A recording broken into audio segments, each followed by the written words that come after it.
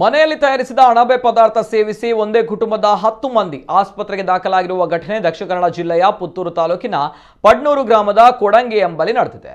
ಪಡ್ನೂರು ಕೊಡಂಗೆ ಸಾಂತಪ್ಪರವರ ಪುತ್ರ ರಾಘವರವರ ಮನೆಯಲ್ಲಿ ಈ ಘಟನೆ ನಡೆದಿದ್ದು, ರಾಘವ ಅವರ ತಾಯಿ ಹೊನ್ನಮ್ಮ, ಪತ್ನಿ ಲತಾ, ಪುತ್ರಿ ತೃಷಾ, ಸಹೋದರಿ ಬೇಬಿ, ಭಾವಂದಿರಾದ ದೇವಪ್ಪ, ಕೇಶವ, ರಾಘವರ ಸಹೋದರಿಯರ ಮಕ್ಕಳಾದ ಸುದೇಶ್, ಧನುಷ್ ಹಾಗೂ ಅರ್ಚನಾ ಪುತ್ತೂರಿನ ಖಾಸಗಿ ಆಸ್ಪತ್ರೆಗೆ ದಾಖಲಾಗಿದ್ದಾರೆ. ತಮ್ಮ ಮನೆ ಸಮೀಪದಲ್ಲಿ ದೊರೆತ ಅಣಬೆಯನ್ನ ಪದಾರ್ಥ ಮಾಡಿ ಮಧ್ಯಾಹ್ನ ಊಟದಲ್ಲಿ ಸೇವಿಸಿದ್ದಾರೆ.